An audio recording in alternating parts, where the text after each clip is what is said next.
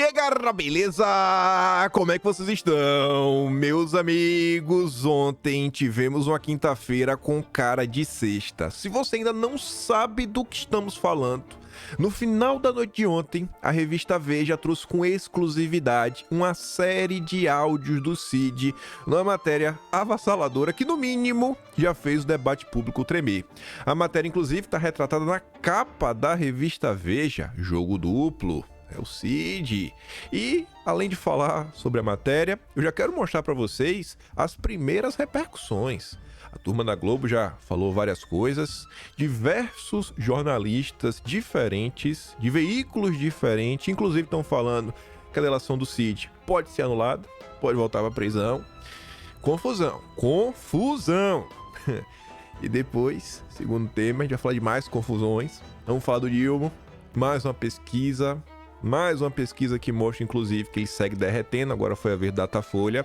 Quero mostrar umas coisinhas para vocês. Quero mostrar um editorial que saiu no Estadão, outro da Folha de São Paulo, para depois a gente falar sobre embates Lula versus Bolsonaro. Ainda sobre aquela questão de imóveis, temos as coisinhas a mais para adicionar. Algumas coisas interessantes, reação da direita, inclusive de acionar a PGR e também acionar o Rui Costa. Quero comentar com vocês. Mostrar uma notícia que envelheceu muito bem, rapaz. Muito bem, sobre o próprio Rui Costa. Quero mostrar umas coisinhas. Quero falar sobre comunicação, mas a gente vai falar, na verdade, no segundo tema. Quero falar da Globo, lucros, quero falar da Mind, que rompeu aí com a bancada digital, pele da fake news de volta, e no final tem muita coisa ligada à justiça e segurança pública, começando aí com o ministro da Justiça, uma movimentação que ele fez, né, visando sua própria proteção, aí mostrar umas coisinhas que estão acontecendo no âmbito da direita, falar do Castro Mendonça, falar de Roma. A investigação de Roma não acabou, viu? Não acabou! Brasil não é para amadores e tem mais algumas coisas, mas depois dessa longuíssima introdução, tá aqui. Esse foi o tweet da Veja, 6h47 da noite de ontem. Não esperou nem a noite ficar no finalzinho, foi no início da noite. E já pautou a internet, né? E o dia de hoje, com toda certeza, vai se debruçar, novas notas sairão, até porque já estava se comentando sobre isso no final da noite de ontem. O Cid vai prestar mais um depoimento, agora por causa desses áudios. A gente vai chegar lá. Só que para falar sobre isso, para falar sobre esse assunto, bom, eu vou trazer aqui primeiro esse tweet. A gente vai voltar nele. Dar uma observada mais detalhada lá na frente. Fábio Van Garden, que faz parte da defesa de Bolsonaro, já na madrugada de hoje, né, 00h50, ele comentou sobre aí os áudios. Vai ser o assunto do dia, pode anotar. E aí o Van Garden fala assim, ó, desde a publicação da matéria da Veja sobre um potencial jogo duplo do tenente-coronel Mauro Cid, meu telefone derreteu de tantas chamadas. Confesso que fui surpreendido e ainda não tenho opinião formada nem juízo de valor diante de tantas possibilidades que podem ter ocorrido. Ao longo da semana, a própria imprensa já vinha retratando uma possível discrepância entre o que Cid falava versus o que estava no papel. Isso é gravíssimo. O levantamento do sigilo das gravações dos depoimentos dele, na íntegra, poderá dirimir potenciais dúvidas e dará a transparência necessária para a elucidação de parte dos fatos. Se for uma estratégia da defesa dele, vazando áudios como forma de declaração em off-on, não creio que tenha sido oportuna. De todo modo, a defesa do presidente tomará as devidas providências ao longo do dia. Então espere ao longo do dia de hoje a defesa de Bolsonaro, possivelmente mais um comunicado, algum tipo de ação, reação, enfim, tudo mais. Essa daqui tá a nota, e aí agora eu quero fazer um pequeno disclaimer, aí você vai entender inclusive porque eu trouxe esse tweet. A nota original da revista Veja, ela coloca uma série de áudios. Na internet está circulando um áudio como se fosse um único áudio, sabe? Que dá play e pegou todos os áudios recortados, colocou todos juntos e deu play de uma vez só. Pela revista Veja, o que dá a entender é como se fosse uma conversa de WhatsApp, que o cara manda um áudio, manda outro, manda um áudio, manda outro. Então, pode ser que tenha alguma coisa nos contextos que conecta um áudio no outro. A gente não sabe. O Metrópolis mesmo juntou todos, botou acho que 3 minutos de áudio no total. E aí, as falas do Cid, elas giram em torno de duas coisas, basicamente. de duas coisas. Ele está falando do seu próprio depoimento e ele fala da Polícia Federal. E no áudio ele também fala do ministro. E aí com vocês, assim como aí você não entendeu porque eu trouxe o tweet do Vanguard, eu fiquei pensando muito sobre essa nota, sobre os áudios, sobre o que saiu. E conhecendo o Brasil, conhecendo algumas confusões que já aconteceram no passado, eu acho, e até já falo para vocês aqui agora, né, que o principal ponto aí que deveria ganhar um enfoque maior, inclusive a defesa do presidente já apontou isso daqui, né, numa nota, sei lá, rápida, prévia, né, ao longo do dia deve ter uma coisa muito mais concreta, mais sólida sobre o caso, é a questão do que Cid falou em relação ao depoimento. Porque qualquer crítica que o Cid possa fazer ao judiciário, isso, aquilo, outro, você vai provar isso como? Você vai provar isso como? A turma da direita vai falar que é verdade, a turma da esquerda vai falar que é mentira. Em relação à Polícia Federal, eu acho que é o mesmo padrão. A turma da direita vai falar que é verdade, a turma da esquerda vai falar que é mentira. Só que aí que tem um ponto. Como o Van Garten frisou, ao longo da semana já saíram algumas notas que o Cid dizia que, poxa, olha só, o que eu tô falando tá diferente, assim, o que eu falei tá diferente do que a imprensa tá noticiando, etc, tudo mais. E aí a imprensa noticiou que o depoimento do Cid tinha sido gravado. Então, caso o depoimento do Cid perca o sigilo e as pessoas possam conferir com seus próprios olhos, aí você pode fazer uma cariação. Aí você pode olhar, vamos dar uma olhada aqui no depoimento do Cid. A gente vê o depoimento do Cid e vê o que se o que ele relatou nesses áudios bate com o que está lá no depoimento. Atuação dos delegados, da polícia, etc. Se realmente aconteceu o que ele está dizendo. Isso você consegue fazer uma comparação. Qual que é outra crítica que ele vem a fazer? Vai ficar naquele ponto aí. É verdade, mentira. Aí vai para aquela questão da polarização. Agora, o que o Cid fala do seu depoimento, a depender, você pode chegar a algum tipo de conclusão mais, né, consolidada, mais sólida, mais palpável, se tiver acesso aí ao depoimento do Cid.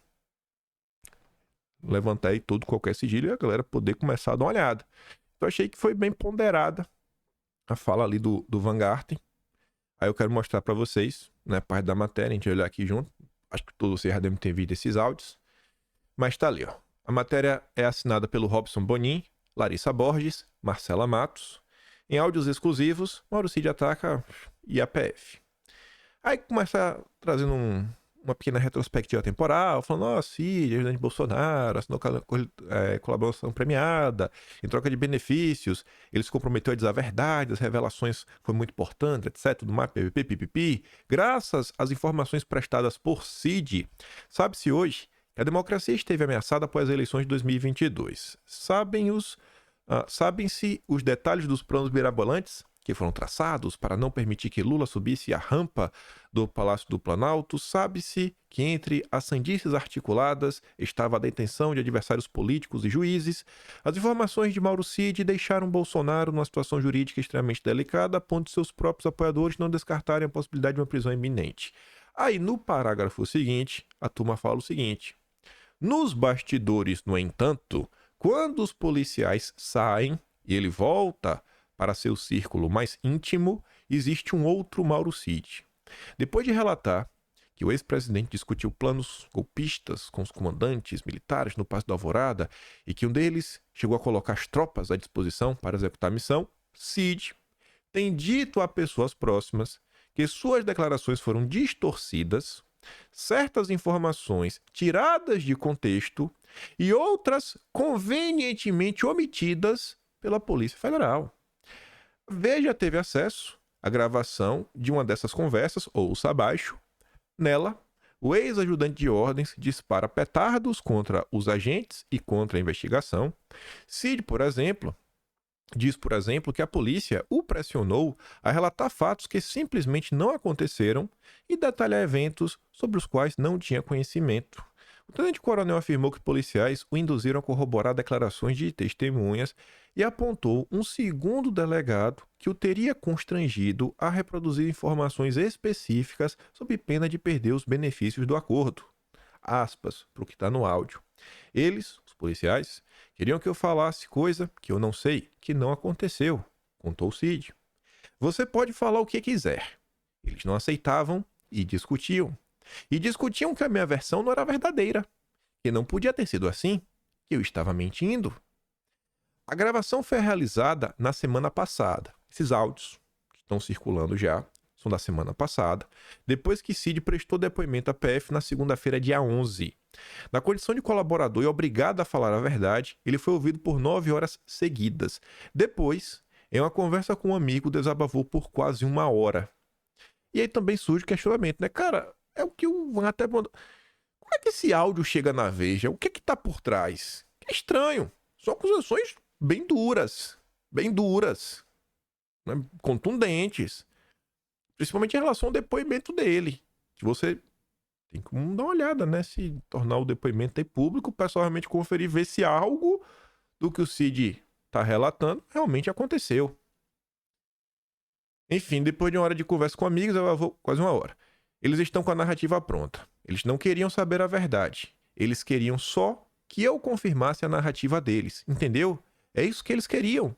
E todas as vezes eles falavam, mas a sua colaboração está muito boa. Ele, o delegado, até falou. O negócio lá, por exemplo, você vai ser indiciado por 9 desse negócio. 9 tentativas de falsificação. Vai ser indiciado por associação criminosa e mais um termo lá. Ele falou assim, só essa brincadeira são 30 anos para você. Ele disse que os delegados encarregados, no caso, só registravam as informações que se encaixavam naquilo que ele chamava de narrativa. Eu vou dizer o que eu senti. Já estão com a narrativa pronta deles, é só fechar, e eles querem o máximo possível de gente para confirmar a narrativa deles. É isso que eles querem. Metrópolis juntou os áudios, esses pedaços, com os outros, que faz outras críticas a outras pessoas, mas o que eu estou falando para vocês, vai ser difícil você, assim, o depoimento você pode julgar se o que o Cid está falando sobre a Polícia Federal faz algum sentido, mas o restante vai ficar naquele campo, né? E vocês já sabem como é o Brasil. Você falar de algumas coisas sem provas, confusão. Vocês não são a imprensa. Aí a gente volta. Mais uma vez. Agora que a gente sabe mais ou menos, botou um contexto, né? Aí que tu ouviu, não lembra mais do áudio. Vamos dar uma olhada de novo no tweet. Desde a publicação da matéria da Veja sobre um potencial jogo duplo, meu telefone derreteu de tantas chamadas. Tá todo mundo querendo entender. Cara, o que tá acontecendo? O que tá acontecendo? A delação foi bem feita, foi mal feita? E aí? Vocês não conversaram com vocês não? Vocês não sabem nenhuma informação? Confesso que fui surpreendido e ainda não tenho opinião formada, nem juízo de valor diante de tantas possibilidades que podem ter ocorrido. Se nem a defesa de Bolsonaro, quem tá na defesa, né, tem uma ideia formada para bater o martelo e falar, é isso. Deixo aqui de recomendação para vocês. Olhem esse tema com parcimônia, cuidado na hora de fazer algumas afirmações, falar algumas coisas no calor do momento. E aí, os áudios, volta a falar. Tá circulando um áudio de 3 minutos. São vários pedaços de áudio.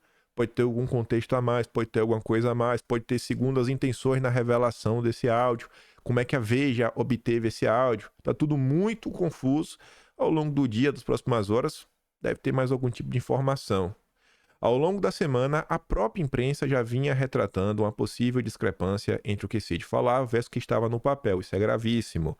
O levantamento do sigilo, das gravações, dos depoimentos dele na íntegra poderá dirimir potenciais dúvidas e dará a transparência necessária para a elucidação de parte dos fatos. Acho que esse daqui é o ponto principal. Se vai fazer um tipo de cobrança, vamos olhar o depoimento na íntegra. Lembrando que, inclusive, os depoimentos da Operação Tempus Veritatis, eles foram colocados... Foi derrubado o sigilo, né? A justificativa é porque, já tava vazando uns pedaços na imprensa, os pedaços assim meio estranhos, né? Pra não ficar com dúvida, derrubou o sigilo. A questão aqui é diferente. Porque ler um depoimento aqui, você pode estar diante de uma questão que envolve delação. Então pode ser uma regra diferente.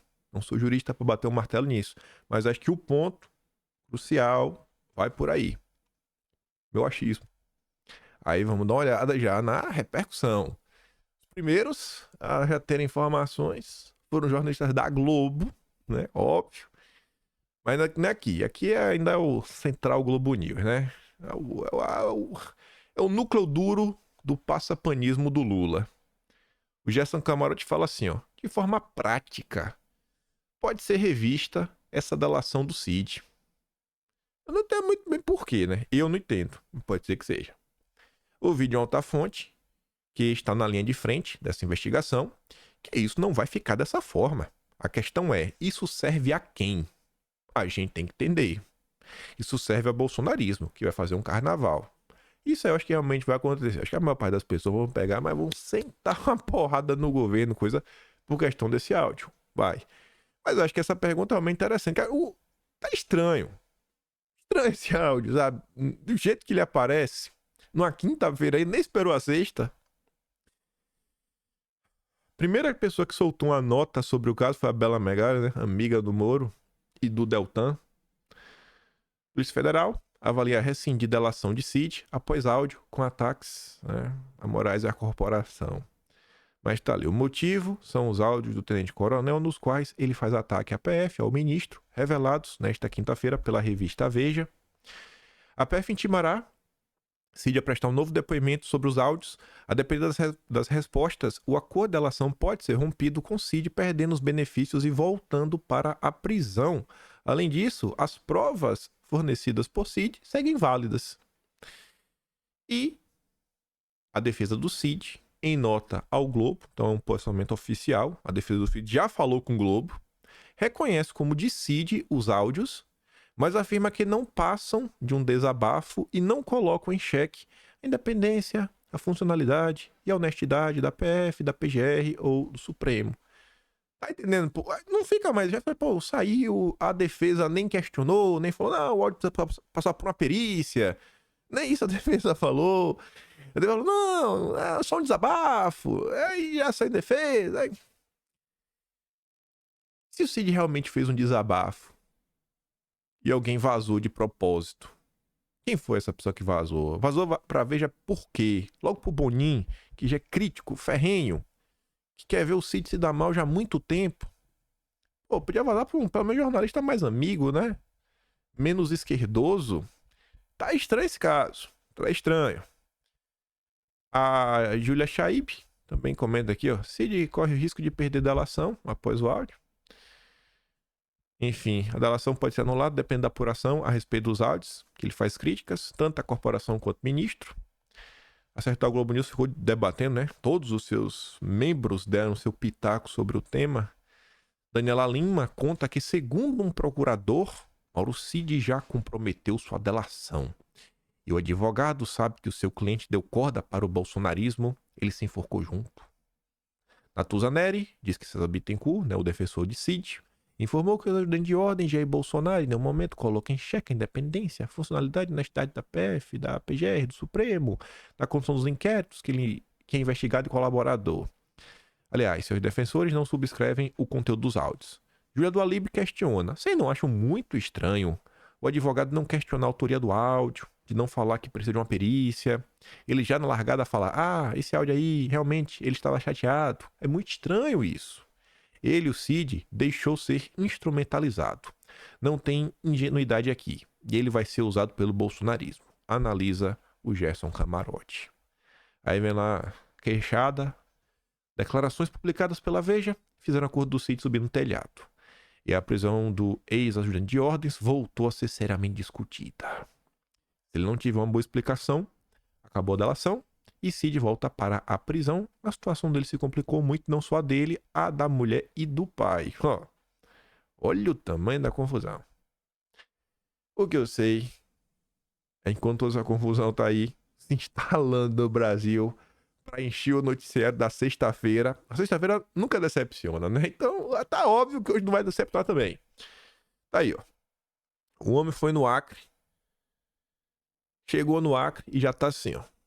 Enquanto isso, no aeroporto de Rio Branco, no Acre, mais e mais multidões. Aqui já foi após a nota ser publicada, né? Confusão, confusão. Hoje o dia promete, né? Amanhã, com certeza, a gente vai ter mais informações sobre esse caso. Eu queria trazer principalmente esse ponto da questão do depoimento, que o Cid pediu acesso, esses pontos. Eu acho que é uma boa linha para ser explorada e ir atrás dessas respostas. Ao longo do dia, com certeza, vai ser algumas coisas nas redes sociais. Não se precipitem, tenham parcimônia, né? Mas vamos lá, vamos continuar. Ontem foi até engraçado, isso é uma nota do Ricardo Rangel, não é o Rodrigo Rangel não, o Ricardo Rangel que escreve na Veja, é um senhorzinho. Ele falando que agora no Brasil as quintas-feiras estão cara de sexta, que é o dia que tem aqueles assuntos que param um país. Ele falou, rapaz, tá nem no meio da semana e já tá um caos. Aí ele sai puxando o que aconteceu com Lula, a reunião ministerial, todas as confusões que o Lula conseguiu se envolver. Mas enfim, ontem saiu mais uma pesquisa, mais uma que mostra que Lula segue desidratando. É algo inquestionável, não tem o que falar. A reprovação de Lula vai a 33% e empata tecnicamente com a aprovação. E aqui não é do governo, aqui é do Lula. Tá ruim. Em relação à pesquisa divulgada dia 7 de dezembro de 2023, a avaliação positiva de Lula caiu 3 pontos e a reprovação subiu 3 pontos. Tá aqui o gráfico, vocês podem dar um bisu, né? O regular tá no mesmo ponto, nem sobe nem desce. Agora o ruim péssimo você vê que vem crescendo, né? Enquanto o ótimo bom vem caindo. Aí o Folha de São Paulo, né? Que é a turma do Datafolha, publica um editorial para comentar sobre esta pesquisa. Lula precisa de feitos, não de comunicação. E eu tenho uma nota interessante sobre comunicação. Do ano passado, que envelheceu... Hoje eu estou com as notas que envelheceram bem. Eu até vou explicar por que eu achei essas notas. Mas enfim. Datafolha mostra que se esvaiu o saldo entre aprovação e reprovação ao petista, o governo deveria cuidar do orçamento. A queda do prestígio do presidente é mais notável no saldo entre avaliações positivas e negativas. Em dezembro, Lula tinha 38, caiu para 35, que avalia bem. Já aqueles que vêm como ruim ou péssima passou de 30 para 33. Um plano político alternativo mais duradouro, aliás, imprescindível, seria Lula dedicar-se mais à precária estabilização fiscal, condição para o aumento do ritmo do crescimento, deixar de lado confrontos ideológicos gratuitos e dar alguma contribuição à solução de problemas que costumeiramente são motivos de queixa dos cidadãos, como segurança e saúde.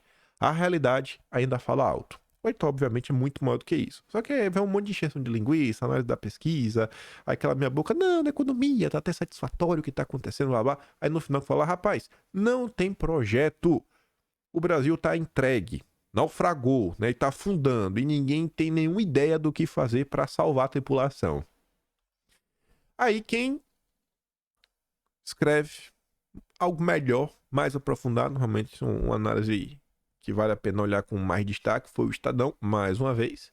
Pra mim tá bem claro, o Estadão rompeu com o Lula, não espere mais nenhuma boa vontade do Estadão, né, pra passar pano pro governo Lula, até porque ontem o Estadão falou dos sigilos, a gente vai falar de sigilo, vamos falar de sigilo, tem um ponto aí que o Lula colocou sigilo, que tem a ver com o dia 8, hein? Esse Lula tá demais. Mas tá ali, ó, a ansiedade de Lula é mau sinal quando o adversário, a comunicação e as pesquisas de opinião pública ditam os rumos do governo e do presidente e servem de desculpa para justificar a própria mediocridade. Aí começa falando, Lula está ansioso. Depois de 3 pesquisas que apontam fadiga de material no terceiro mandato, ele reuniu seus ministros, pediu-lhes pressa nas entregas e recomendou viagens pelo Brasil para divulgar as ações do governo.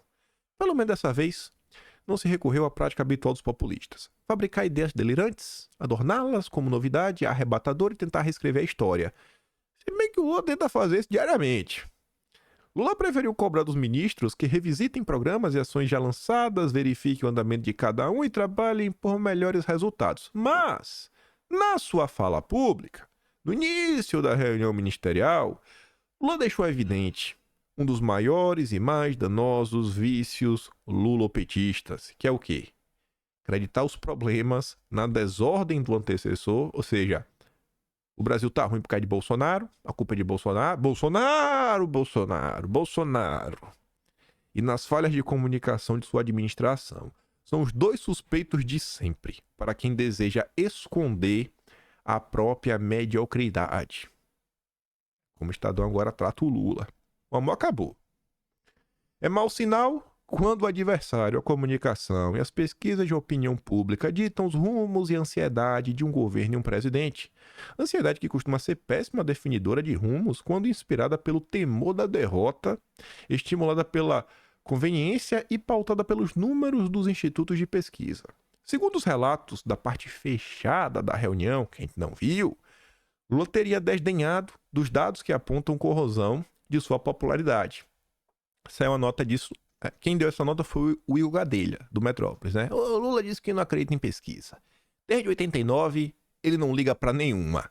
Mas, para quem diz que não liga para pesquisa, tanto Lula quanto os caciques petistas têm recorrido com frequência ao diagnóstico de que a desaprovação crescente desde agosto do ano passado é fruto da incapacidade do governo de fazer a tal disputa de narrativas. Fora que este governo está o tempo todo contratando pesquisas para medir e entender o que passa no coração do eleitorado que não votou nele, tentar conquistar votos. No autocentrado mundo lulista da virtude, os males são sempre externos. O problema é da percepção pública, não dos fatos. E tá lá, fala do Dilma, né? Isso faz mais popular, mais médicos, Bolsa Família. Na parte reservada do encontro, segundo o relato do Estadão, Lula instou 4 ministros a se pronunciar sobre crises recentes que enfrentam suas respectivas pastas. Lewandowski e a fuga dos presos de Mossoró, que até hoje está sem resposta, né? Já tem mais de um mês. Nízia e a questão da dengue e tudo mais, os indígenas, crise nos hospitais federais do Rio. Paulo Pimenta e as forças de comunicação do governo. E pediu também para Camilo Santana, da Educação, prazos para o programa Pé de Meia que pagará bolsas para estudantes do ensino médio. Mas isso não é crise, né? Como é que isso vai melhorar a qualidade do ensino? Vai dar um dinheiro para quem se formar, tá? Mas isso resolve o quê? O que isso resolve, hein? Apesar de relativamente bem na economia, com crescimento razoável, inflação sob controle, emprego no nível bom, falta ao governo uma identidade mais clara, maior capacidade de enxergar o país não petista. Além de resultados consideráveis em áreas-chave como segurança pública, saúde, educação. Curiosamente, os ministros da Segurança Pública e Saúde foram chamados a falar estritamente sobre crises imediatas e não resolvidas. Na educação, nada se disse sobre problemas estruturais. O esforço pela alfabetização na idade certa, pela aprendizagem, um novo ensino médio, problemas que o bem-vindo pé de meia não vai ajudar a resolver. Para Lula, é algo menor avaliar e aperfeiçoar programas, ajustar a gestão, corrigir rotas ou modelos que não mais funcionam. Ele tem a ambição desmedida de quem se enxerga um mítico representante do interesse do povo. Para alguém assim, não tem alternativa. Diante de um mandato, na melhor das hipóteses, mediano, e um amor popular apenas parcialmente correspondido, só restam a ansiedade e a frustração. Mal percebe que a frustração maior é a da população. Se o povo tá frustrado com Lula, imagina como não tá o Estadão. Só a Globo tá feliz. Aí, olha essa nota. De abril do ano passado. A gente comentou em vídeo esta nota na época. A culpa é da comunicação. Gente, basicamente, um ano atrás, o Lula culpava o mesmo problema. Um ano. Não tem algo errado acontecendo? Olha o que a nota dizia. Às vésperas dos 100 dias de Lula na presidência, Paulo Pimenta virou alvo frequente de críticas, até mesmo do Lula. Lula acha que o governo se comunica mal e por isso foi mal avaliado na última pesquisa do Datafolha. A gente está comentando sobre qual pesquisa agora? Datafolha, né? Em reuniões, Lula já disse a Pimenta que o governo precisa informar as pessoas como já faz muita coisa neste curto período de gestão. A frustração de Lula é ter uma avaliação próxima a que Bolsonaro teve no mesmo período. Peraí. Lula está frustrado, é uma frustração porque ele está olhando para o seu adversário. Mas não é isso que o Estadão está comentando já? Na ansiedade do Lula, sendo guiado, não é sinal quando o adversário... Estamos parados no tempo. Nós estamos parados no tempo. Então, não vamos para lugar nenhum. Estamos entregues à própria sorte. É o governo Lula. Veja como envelheceu bem esta nota. Não são esta como outras que eu pretendo mostrar. Tem como mudar. Esse governo fracassou, gente. Este governo já fracassou. Só, sei lá, um milagre. Se bem que não é um milagre não, né? Só muita boa vontade. Só, sei lá, um Lula versus Bolsonaro para Lula ainda ter algum tipo de chance de novo, né? Porque aí o Estadão, em nome da democracia, vai apoiar Lula contra Bolsonaro, todo mundo mais. Aquela história que Lula precisa de Bolsonaro é a maior realidade que existe. Ele não tem nada para entregar, nada.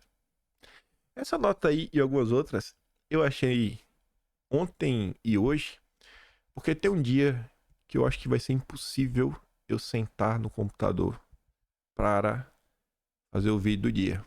Aí a Gabriela lá do atrás me deu a sugestão de falar, pô, fazer um vídeo com os melhores dos piores.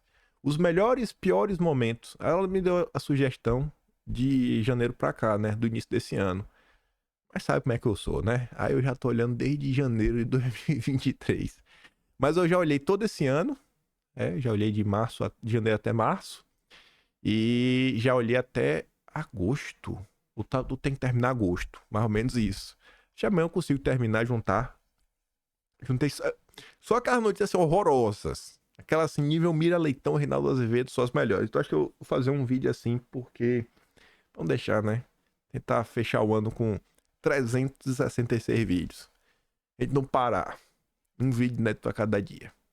Aí falando de comunicação... Veja que a comunicação tá dando certo. O Lula não pode culpar a comunicação. Ó, Globo tem lucro bilionário após 2 anos de prejuízo operacional e volta a sonhar.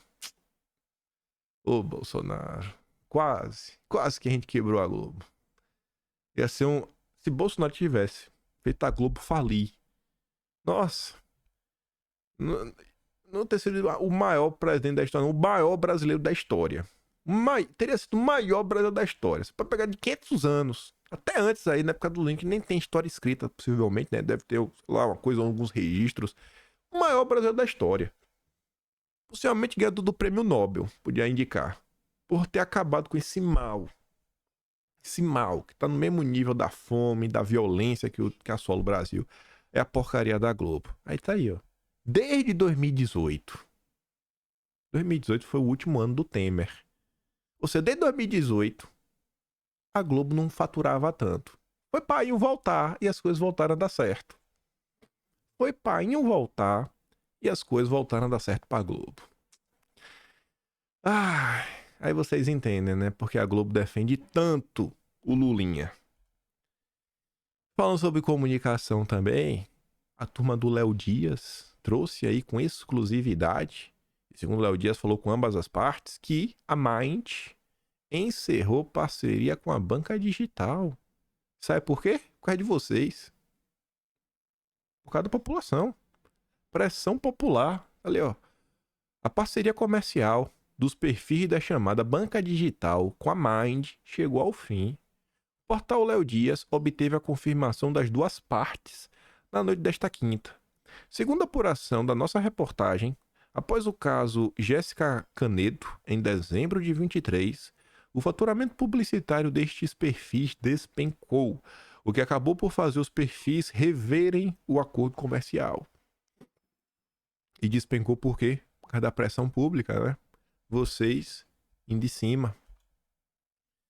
Falando ainda de comunicação, o sobrinho da Dilma, sobrinho neto, eu acho, Pedro Rousseff, o Brasil acaba de subir para a 5ª posição no ranking dos países mais felizes do mundo. Não, fake news. O Brasil subiu 5 posições, não para a 5ª, mas para a 44ª. O post informa erroneamente que o país está na 5ª posição. E ainda falando sobre comunicação, a Patrícia Campos Melo publicou uma nota que, ao observar, o governo aposta em efeito TSE para renascimento do PL das fake news. E aí, segundo a Patrícia Campos Melo, o governo Lula, o Lula, o PT, então não tem como ser bom. finaliza um novo texto para o pele das fake news, após acordo com as Big Techs sobre mudanças no projeto e recuo dos veículos de imprensa sobre modelo de remuneração. Eu não acho que a Globo vai deixar passar a remuneração. Eu não acho. Tem outro PL que é o 2370, que eu acho que eles vão colocar a remuneração, dinheiro para a Globo e para os outros veículos de comunicação dentro do 2370. Mas, com certeza, a turma vai vir com essa confusão. Tá aí. Patrícia Campos Melo batendo martelo. Ainda falando de comunicação, tem mais umas duas. Ainda a gente fala de sigilos. Essa matéria do Operamundi, o que se tornou a esquerda, e que eu acho que tem até a ver com o caso do Cid, o caso de Bolsonaro, porque a esquerda só sabe perseguir os outros. Racismo e literatura. Unicamp discute o que fazer com o acervo do cancelado Monteiro Lobato. É mole isso. Monteiro Lobato sempre foi de boa. Sempre foi um conteúdo recomendado para crianças, jovens. Agora não. Agora ele foi cansado, não presta mais. É um negócio assim que é uma loucura. O que se tornou a esquerda. Ao ponto de Marisa Hort, né, do Sai de Baixo, a Magda, com nova peça, diz que falta de liberdade do humor virou uma prisão. A atriz que critica o etarismo na dramaturgia estará em cartaz ao mesmo tempo com 2 espetáculos. Os oprimidos encheram o saco de serem mal falados. Se está machucando, tudo bem, mas virou uma prisão. O bobo da corte não pode mais falar. Matam bobo, mas não matam rei. Cara, tá insuportável viver no Brasil do Lula. Aí, falando dele, mais um problema, que o áudio do Cid, né? O áudio do Cid roubou todas as atenções. E é engraçado, toda vez que o Lula acha que vai conseguir tirar uma casquinha de Bolsonaro, né? Que surge um problema de Bolsonaro, vem uma porrada pra cima do Lula. Aí quando a coisa vai, vem outra. Essa questão do Cid a gente não sabe pra que lado vai andar. Se vai gerar desgaste pro Lula ou não, né? Quais serão aí os desdobramentos disso? O que eu sei que ontem, Cássio Lohan, jornalista do Estadão, trouxe uma nota muito interessante, principalmente quando você olha um dos itens que foram colocados num sigilo de 100 anos.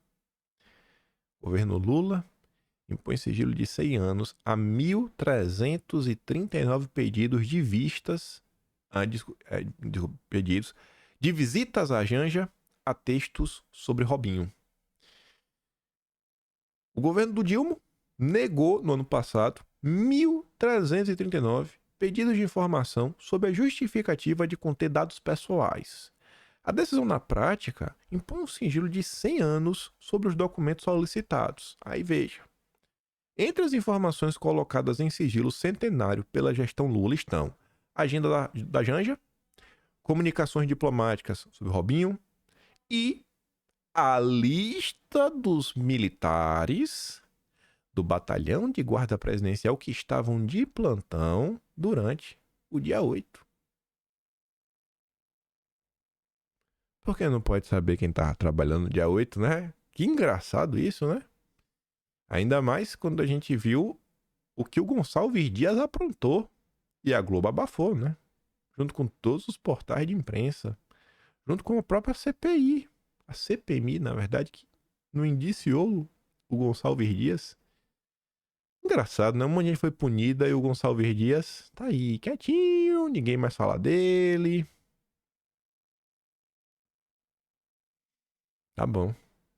E aí, outra informação interessante é que o Lula colocou sob sigilo 1.339. Em 2022, último ano do governo Bolsonaro, foram 1.332. Ou seja, Lula colocou mais coisas sobre sigilo do que Bolsonaro. E por que isso é digno de nota? Porque Lulinha, durante a eleição, tweetou isso daqui, ó, até ganhou a checagem. No primeiro dia de governo, nós vamos fazer um decreto para acabar com o sigilo de 100 anos. O povo deve ver o que está acontecendo. Ué, Lula, e por que tu colocou tanto sigilo então, irmão? Estranho, né? Muito estranho. Aí tá ali, ó. Lula, após eleito, não fez um decreto. Não fez um decreto acabando com os de 100 anos. Ao contrário disso, o presidente usufruiu do sistema e definiu o sigilo para 1.339 pedidos de informação, número acima do último ano do presidente anterior. Olha, uma nota que envelheceu bem também. Envelheceu bem. Lula fala em transparência, né? Nem vou usar aquele termo, é chulo demais. Transparência absurda sobre Bolsonaro, mas ignora sigilos de sua gestão. O presidente assina decreto que altera a regulamentação da Lei de Acesso à Informação. O Lula ainda mudou a lei, né? Que é a Lei de Acesso à Informação. 16 de maio de 2023. Renato Machado. Esse jornalista aí foi o que achou os móveis. Renatinho foi que achou os móveis. Rapaz, vou prestar mais atenção agora no Renato Machado, viu? É de São Paulo. Vou prestar mais atenção agora nas notas do Renato Machado. Deve ser um bolsonarista infiltrado. Deve ser um bolsonarista, né? Acertou. Bem preciso, viu, Renatinho? Sua nota.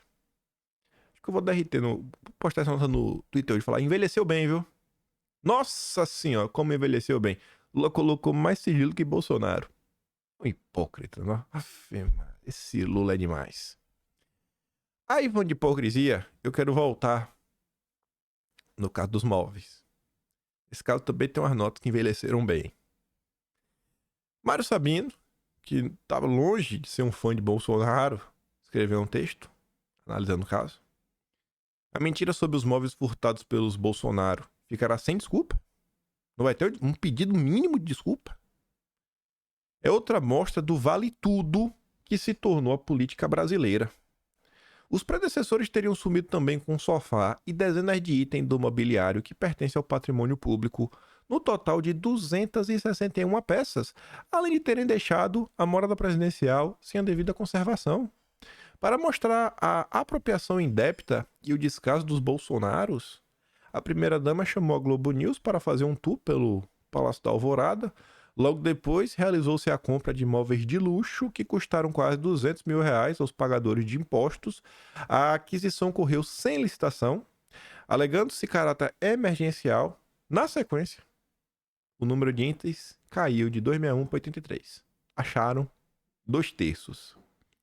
Agora, verifica-se que os Bolsonaro não furtaram nada. Todos os 261 bens que supostamente haviam sumido estavam guardados no próprio Palácio da Alvorada, nas suas diversas dependências.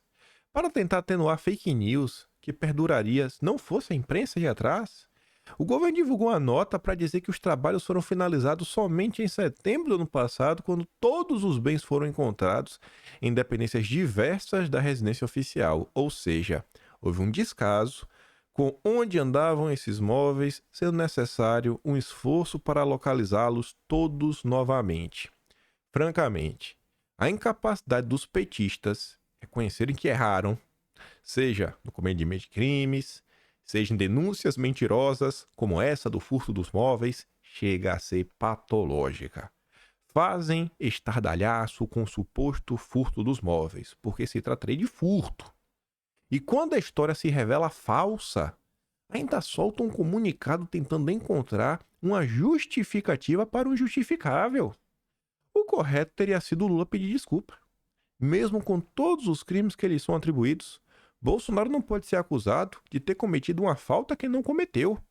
Mas, para além da crônica incapacidade petista de reconhecer erros, estamos no vale tudo. Repita-se. Eu acho que esse é o principal ponto. A imprensa, alguns não é imprensa, mas vamos botar do centro para a direita, aquelas pessoas mais da isentosfera, galera que tinha um nojinho de Bolsonaro. Acho que da mesma forma que a população não tem memória para lembrar o que Lula aprontou mês passado, a população esquece o que Bolsonaro fez. E a população esqueceu o que o Lula fez. Então chegou em 2022, não, Lula deve ter mudado, né? O que o Lula fez mesmo? O Lula não fez nada demais, né? Isso aqui. O povo vai esquecendo as histórias. Aí agora, vivendo mais uma vez o petismo, o povo bota a mão na consciência, né? Fala, rapaz, transformamos o Brasil num vale tudo, o que é que a gente tá fazendo? A insatisfação com o governo Lula é generalizada e só faz crescer. E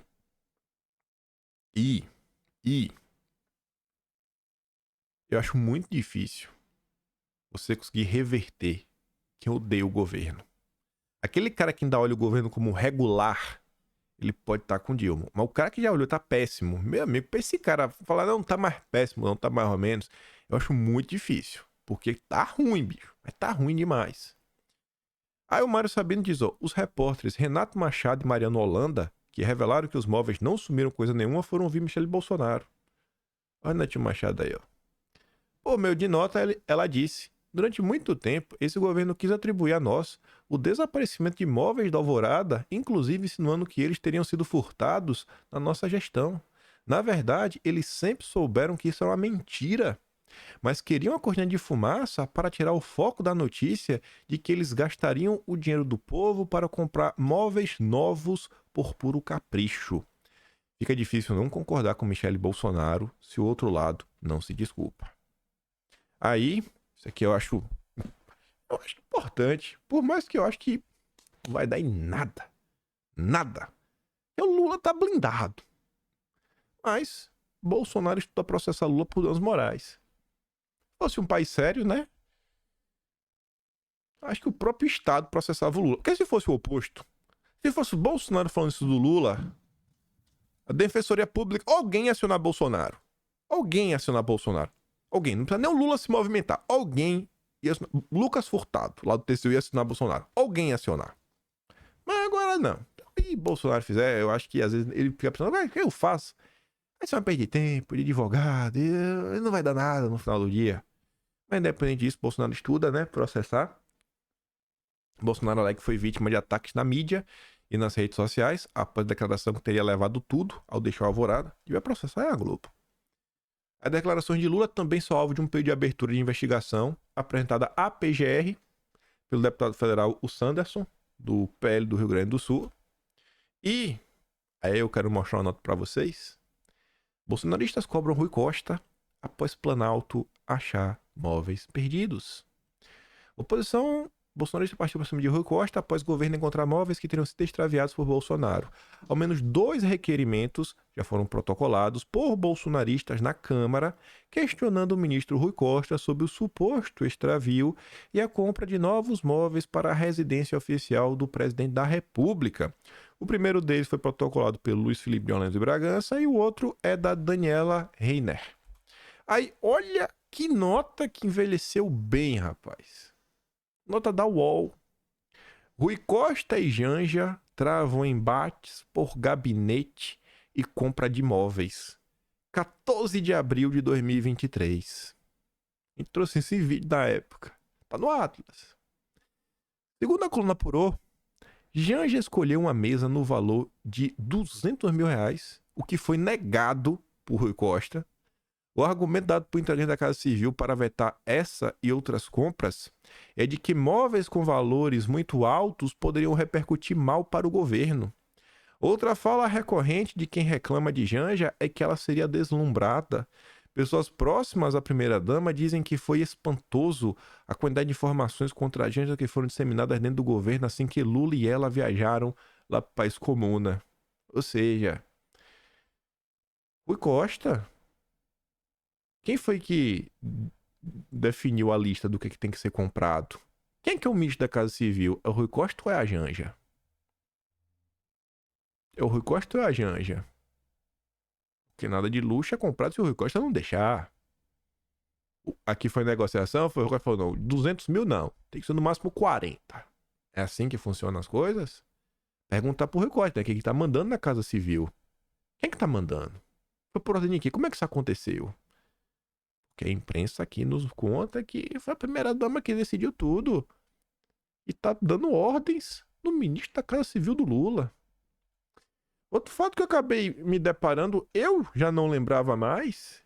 E eu quero perguntar para vocês. Vocês lembram disso daqui que aconteceu em junho de 2023, quando Maduro veio ao Brasil. Vocês lembram disso? Sem avanços, GSI deve prorrogar a apuração sobre a agressão a Délis Ortiz. Na verdade, foi em maio. Aqui já é a prorrogação. Vocês lembram disso, que a Délis Ortiz foi agredida? Deu em que esse caso, hein?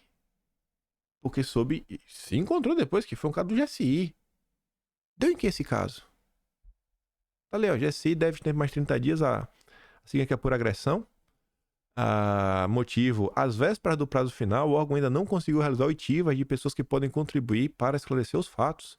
A sindicância foi instalada em 31 de maio, dia seguinte ao episódio, inicialmente por ação prevista para 30 dias, prorrogáveis por período igual. Aí, em julho, um mês depois, GSI ouve Délis Ortiz sobre agressão, mas deve estender a apuração pela segunda vez. E aí, resolveu o quê? Pra proteger o Maduro vale tudo? Pra proteger os membros do GSI? Vendo agora que o Lula colocou sigilo sobre quem tava trabalhando, tava de plantão no dia 8. Não é estranho isso? Caso importante aí para os deputados irem atrás. Irem atrás, né? Pra gente saber aí o que é que deu. Teve algum tipo de punição? Ou tá liberado? Se for contra a jornalista mulher no governo do PT, vale tudo? É isso? Aqueles escândalos que vão acontecer, né? Tá tudo registrado no Atlas. Tudo registrado no Atlas. E também nos slides, né? Separado por tema. Aí como eu queria trazer em vídeo, assim acho que fica melhor destacar do que trazer o que tá no Atlas. Vejam como são as coisas, né? Mas vamos lá.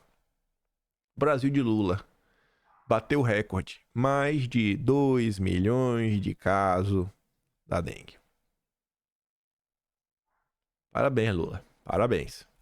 Aí, gente, isso aqui não teve como não dar risada. Eu não sou a favor de lacrada, imitada, não, mas a galera alopra, viu? Coronel Alberto Feitosa, pele de Pernambuco. O cara não fez. Minha Nossa Senhora, esse mosquito. É o Brasil. O Brasil, de tédio. De tédio ninguém sofre. De tédio ninguém sofre no Brasil. Mas vamos lá. Fala de algum assunto mais importante do que ficar dando risada do bonequinho lá, cara fez. Essa é aquela nota que acho que é digna também de colocar a mão na cabeça, dar aquela refletida. Principalmente os isentões. Mendonça e Cássio seguem criticando que o Supremo julgue processos do dia 8 de janeiro. Com o ano do processo rolando, Mendonça e Cássio seguem defendendo que os julgamentos das pessoas presas, no dia 8, aconteçam em instâncias inferiores. Indicados por Bolsonaro, ambos reafirmaram o posicionamento na semana passada no julgamento que inocentou o primeiro réu. O Mendonça falou todas as letras no seu voto, enquanto estava votando, cara, aqui não é o lugar certo pra gente votar, pra estar julgando esses casos. Eu vejo muitas pessoas cobrando, né? Uma ação, etc, tudo mais. Mas assim como a política, né? Tem que lembrar que é um órgão de colegiado. São 11 ministros. E aí, não acho que a decisão monocrática de nenhum desses dois para em pé também nem resolve muita coisa. Se Bolsonaro tivesse sido reeleito, ia ter indicado mais 2. Teria indicado mais 2, rapaz. Mais 2. Mais 2, pelo menos. Teria sido bem diferente em segundo mandato de Bolsonaro. Graças aos isentões, né? A gente tá vendo aí. Se não fossem isentões, não era nem Zanin nem Flávio Dino. Parabéns. Aí, eu falei isso até no outro canal, né? No Talk Show. Tenho que olhar se tá no Atlas de janeiro ou de fevereiro. O conclusão do caso em Roma. Eu acho que tá com esse subtítulo. Porque se o título for conclusão, eu vou mudar. Eu vou botar assim, a quase conclusão do caso de Roma. E eu vou colocar um parágrafo, né? Até agora em Martin já sabe do que vai acontecer. Eu achei que o caso de Roma tinha acabado. Eu errei. Pelo menos é o que nos conta aqui. A UOL e outros portais da imprensa também registraram isso. O ministro Dias Toffoli pede que a Polícia Federal retome investigação sobre a agressão que ocorreu em Roma. Toffoli atendeu o pedido da PGR. A PGR discordou do argumento apresentado pela PF no inquérito de que não poderia haver indiciamento, já que se trata de crime de menor potencial ofensivo praticado no exterior.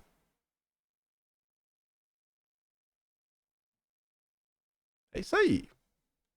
Esse é o Brasil. Esse é o Brasil. Bolsonaro poderia ter indicado mais 2. É aquela coisa. Mendonça não é nota 10, o Cássio não é nota 10, o Aras não foi nota 10. Mas acho que quando se compara, você fala, pô, os de Bolsonaro, pelo menos, né, são mais legaizinhos. Aí ontem, só essa notícia aqui do Guilherme Amado. Notícia curiosa. Falando que o Lewandowski, né, foi à PF renovar a permissãozinha para poder ter uma ferramenta. E aí tá ali, ó, já no parágrafo. O objetivo é reforçar a sua segurança pessoal. E o que chama a atenção é que o Lewandowski é de esquerda, o Guilherme Amado é de esquerda, todas as turmas de esquerda. Aí o Benê Barbosa, ele coloca ali o parágrafo, né, citando a matéria do Guilherme Amado. Aí ele se questiona, peraí, então quer dizer que as ferramentas servem para autoproteção? Agora eu tô confuso, eu também tô. Diante disso daí, o Carlos Bolsonaro postou uma notícia sobre ele. E a notícia de ontem, né? Carlos perde o seu porte após a PF indeferir renovação. Isso porque quantas vezes nos últimos, sei lá, 12 meses o Carlos já deu queixa? Teve uma que tem até o vídeo, rapaz, do cara jogando pé no gabinete, outro que entrou e falou que vai tirar a vida dele. Tanta coisa acontecendo. Mas o Carlos, não, o Carlos não precisa ter, não. As ameaças que o Carlos Bolsonaro sofre não justificam que ele tem uma ferramenta? Essa foi a postagem do Carlos na época. Acabei passando por ela, né? Tá ali. Carlos perde após a PF indeferir renovação. Ele comenta, né? Primeiro, antigo filiado do PSOL, o Adélio, fez o que fez. Em seguida, as constantes ameaças à nossa integridade física aumentam, fatos vistos aos olhos de todos ao longo dos anos, depois retira a segurança e a negativa dos blindados, que Bolsonaro queria quando voltou dos Estados Unidos. Agora essa questão, a conclusão de vocês. Eu acho que o caso aí do Lewandowski, né, é um capítulo a mais. Ainda tratando de segurança pública não, né? Segurança. A gente tá falando de segurança pessoal. Nos últimos dias aí, né? No dia 20, na quarta-feira, foi aprovado na Câmara o projeto das saidinhas. Pra botar ordem na casa. Bolsonaro comenta, parabeniza os senadores, deputados federais, pela aprovação do projeto de lei que dá fim à saidinha de presos, um avanço na política de segurança pública que protege nossos policiais e cidadãos de bem que sofrem nas mãos do que se aproveitam de falhas na lei para trocar o terror contra o povo brasileiro. Quem foi o relator na Câmara foi o Derrite. Hoje aprovamos definitivamente na Câmara, né, o projeto. São os projetos que a direita leva à frente. Aí quando tu vai olhar a reação da esquerda, tem que ser, né? Por estratégia, PT silencia em sessão que aprovou o fim da saidinha.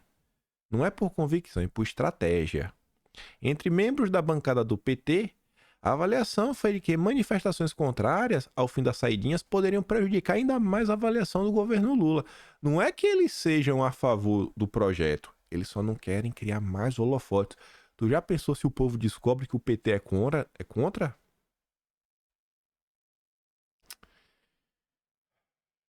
Vou comentar rápido sobre essa nota. Uma agenda que o PT defende, e a gente encerrar o vídeo, é o liberar geral. O liberar geral, né? Você faz aí meu corpo, minhas regras, pra tudo. Até pra usar umas coisas, pra você ficar meio biruto da cabeça. E esse assunto parou até no judiciário, né? Discutindo aí se pode, se não pode, descriminalizar, papapá, ppp. Aí, olha uma nota que mostra o que aconteceu com o estado que liberou. Aí agora quer desliberar. Oregon, nos Estados Unidos, está recriminalizando. Entendo por quê. Vamos dar uma olhada. 3 anos atrás, quando os eleitores de Oregon aprovaram um plano pioneiro para liberar, os defensores que buscavam acabar com a prisão dos usuários, que é a mesma justificativa usada no Brasil, acreditavam que estava à beira de uma revolução que logo se espalharia por todo o país. Mas, mesmo quando a lei histórica do Estado entrou em vigor em 2021, uma tragédia já tinha se instalado, né? E as pessoas tendo problemas, tendo os piripaques. Os piripaques aumentaram enquanto o Estado tropeçava em seus esforços para financiar programas de tratamento aprimorados. E enquanto muitos outros centros urbanos emergiam dos dias sombrios do Fica em Casa, Portland continuava a lutar com cenas de usuários e de desespero. Ultimamente, até mesmo alguns dos políticos liberais que adotaram uma nova abordagem em relação ao tema têm apoiado o fim do experimento. Neste mês, um projeto de lei que reinstituirá penalidades criminais para a posse de algumas obteve aprovação na Assembleia Legislativa do Estado e foi encaminhado para a governadora.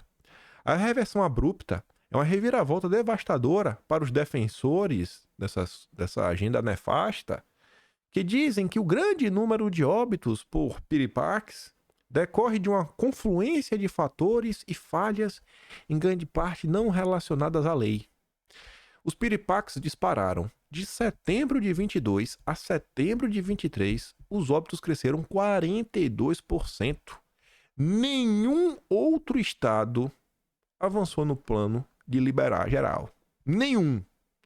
Pelo contrário, a Califórnia pode votar uma iniciativa este ano que aumentaria as penalidades por posse e também por vender.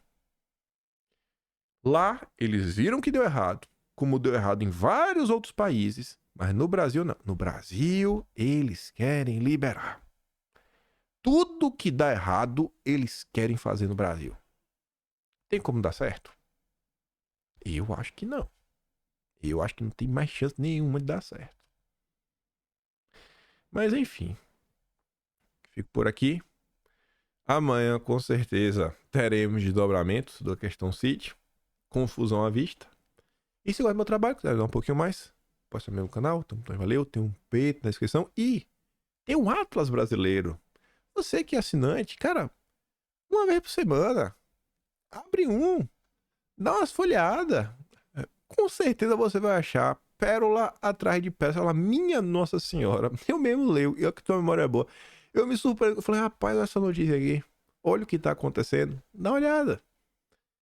Faça a notícia girar. Conte para as pessoas o que aconteceu no Brasil. Às vezes, pega um amigo seu que você vê que tem um interesse mínimo em alguma coisa. Pega o versão minimalista, que tem o fundo todo branco, né? Você vai gastar menos tinta na impressora. E eu também faço pensando nisso. Imprime um capítulo que tu achar que é interessante. Imprime um capítulo, um subtema. Mostra pra alguém. Dá de prazer, fala que lê aqui, cara, já tem impresso. Não vai gastar, se tiver impressora a laser, né? Uns 2, 3 reais. Às vezes liberta uma alma. Usa isso a favor. Tenho certeza que vai ajudar. E o de janeiro agora, a Mari pediu desculpa 1001 vezes. Ela não terminou a versão bonitona, né? A versão revista. O tá disponível desde o dia 15. Essa versão minimalista, com todo branco. Uma versão bonitona, revista, papapá. A Mari tá terminando. Ela tinha dito que até hoje, no máximo, ela teria terminado, porque ficou abortado tantas outras coisas. Mas enfim, né? Independente disso, a notícia tá lá, tudo organizado, tudo com o link bonitinho. Só não tá bonitão. Só tá até então a versão minimalista. Mas é isso. Perdoem pela demora. Deixa aquele grande beijo, abraço, tamo juntos. Compartilha esse vídeo, né? Volta amanhã. E é isso. Fui.